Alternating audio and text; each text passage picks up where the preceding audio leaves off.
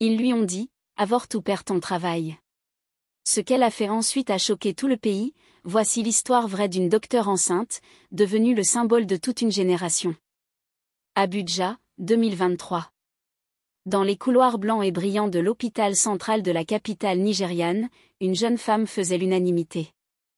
Dr Amara Okonkwo, 32 ans, chef du service gynécologie obstétrique, était la fierté de l'établissement. Belle, brillante, toujours droite dans sa blouse blanche, elle inspirait le respect partout où elle passait. Amara n'avait rien reçu sur un plateau.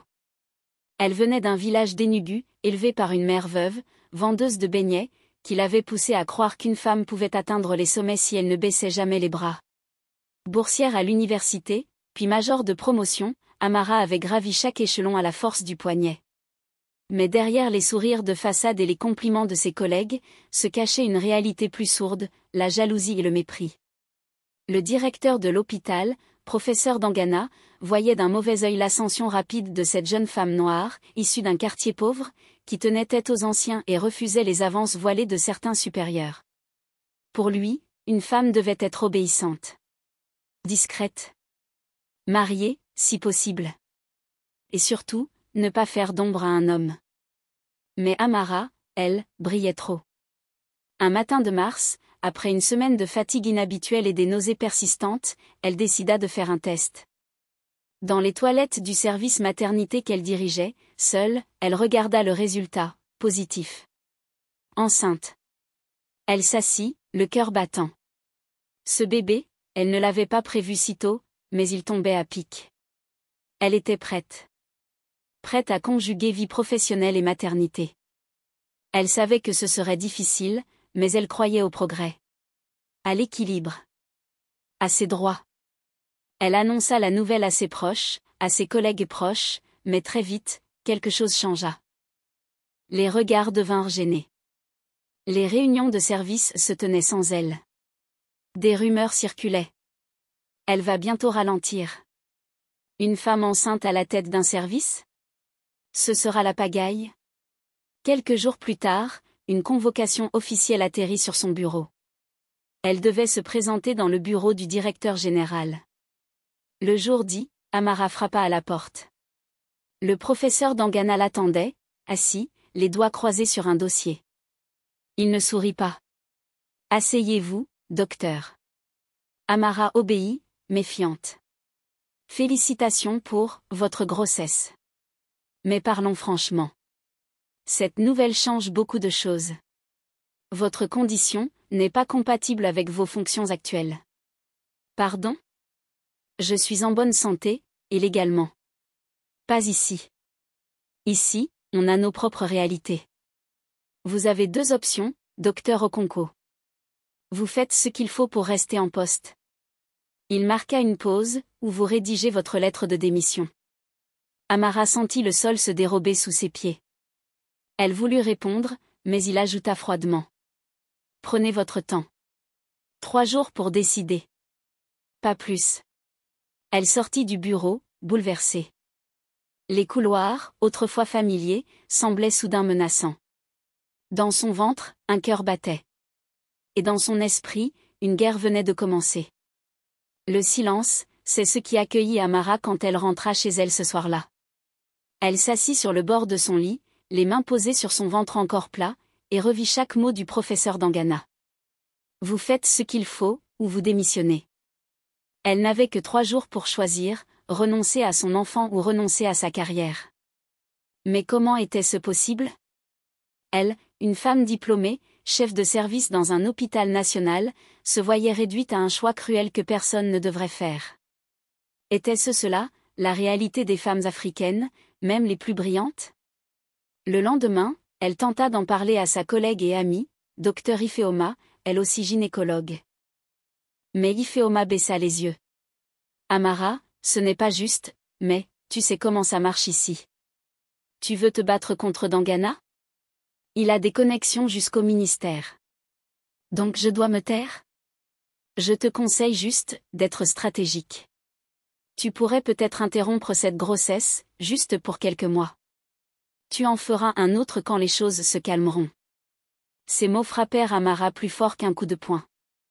Les 2 jours suivants, elle consulta plusieurs personnes en qui elle avait confiance, un avocat, un syndicaliste, une activiste des droits des femmes. Tous lui dirent la même chose. Officiellement, la loi te protège. Mais dans la pratique, tu risques de tout perdre. Amara se retrouva piégée dans un engrenage cruel. L'administration la harcelait silencieusement. Ses dossiers disparaissaient mystérieusement, ses collègues l'ignoraient. Même ses patientes, sans le savoir, étaient redirigées vers d'autres médecins. Une nuit, alors qu'elle dormait à peine, elle se leva pour boire un verre d'eau et trouva sa mère en prière dans le salon. « Maman, je priais pour que tu ne renonces pas à ce bébé. Tu es la preuve vivante que les femmes de notre lignée sont des combattantes. Ne laisse pas ce monde t'éteindre. » Les mots de sa mère résonnèrent dans son cœur. Et c'est là, dans ce moment de calme, qu'Amara prit une décision. Elle se rappela qu'1 semaine plus tôt, elle avait mis son téléphone sur enregistrement avant son entretien avec Dangana, par pure précaution. Elle retrouva l'audio. Sa voix, calme mais tendue. Et celle de Dangana, claire et sans pitié. Avorter ou démissionner. Vous n'avez pas votre place ici dans cet état. Amara sut que c'était sa seule arme. Le lendemain, elle créa un compte anonyme sur Twitter, et posta l'extrait audio avec ce message. Je suis une médecin enceinte, et on m'a dit d'avorter ou de démissionner. Voilà ce que vivent les femmes, même les plus éduquées. #je ne choisirai pas #maternité et carrière. Elle appuya sur « Publier », la main tremblante. Elle n'était pas prête pour ce qui allait suivre. Mais une chose était certaine, elle ne se tairait plus. La nuit où Amara publia la bande sonore fut l'une des plus longues de sa vie. Elle ne dormit pas allongée sur son lit, les yeux fixés sur l'écran de son téléphone, elle actualisait frénétiquement son fil Twitter. Rien, pendant 1 heure. Puis soudain, une notification. 10:50. En moins de 3 heures, son post anonyme dépassa les 20 000 partages. Les internautes se mobilisèrent autour du #, je ne choisirai pas. Des femmes, des étudiantes, des sages-femmes, des juristes et même des mères de famille racontèrent leurs propres histoires, pression, discrimination, humiliation au travail à cause de leur grossesse.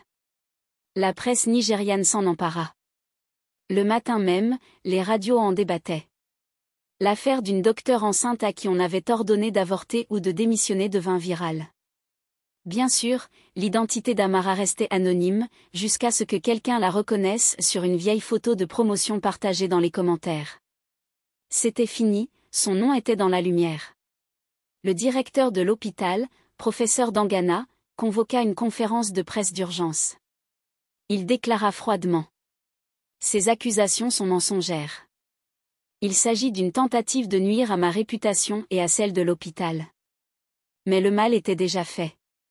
La preuve audio était irréfutable. Et pire encore, des anciennes employées, jusque-là silencieuses, commencèrent à témoigner. Une infirmière raconta comment elle avait été rétrogradée en apprenant qu'elle était enceinte. Une autre expliqua qu'on l'avait poussée vers la sortie sous prétexte qu'une femme enceinte était émotionnellement instable. Le ministère de la Santé, sous pression médiatique, ouvrit une enquête disciplinaire. Le syndicat des médecins menaça d'une grève nationale si Amara était sanctionnée. Finalement, en quelques jours, le professeur Dangana fut suspendu de ses fonctions, en attendant les résultats de l'enquête. Amara, elle, était submergée. Sa boîte mail débordait de messages de soutien. Des femmes lui écrivaient de tout le continent, « Tu as parlé pour nous toutes. » Mais ce n'était pas fini. Amara fut invitée sur plusieurs plateaux télé. Elle y alla, enceinte, déterminée, la voix posée. Elle parla, non pas seulement pour elle, mais pour toutes les femmes africaines qui doivent choisir entre porter la vie et garder leur poste. Peu après, une proposition de loi baptisée Loi Amara fut déposée à l'Assemblée nationale nigériane. Elle visait à protéger les femmes enceintes contre toute forme de harcèlement ou de discrimination dans le monde du travail. Une première dans l'histoire du pays. 9 mois après ce jour terrible, Amara donna naissance à une magnifique petite fille, Chisom, Dieu est avec moi. Et quand elle retourna à l'hôpital, ce n'était pas dans la peur ou la honte, mais dans la gloire. Les internes l'attendaient avec des fleurs. Les patientes lui souriaient. Les collègues qui l'avaient fui baissaient les yeux. Elle n'était plus seulement la docteure Okonkwo. Elle était devenue un symbole. Une voix. Une révolution. L'histoire de la docteure Amara Okonkwo n'est pas juste celle d'une femme enceinte harcelée par un système patriarcal. C'est celle de milliers de femmes à travers l'Afrique et le monde, qui, chaque jour, sont forcées de choisir entre leur carrière et leur maternité, entre leur dignité et leur silence. Mais Amara a prouvé une chose essentielle, le courage d'une seule femme peut briser tout un système d'injustice. Morale de l'histoire, le silence protège les oppresseurs, mais la vérité libère les générations futures. Une femme ne devrait jamais avoir à choisir entre donner la vie et vivre la sienne. Si cette histoire t'a touché, alors imagine combien de femmes vivent ça en silence chaque jour. Abonne-toi, active la cloche.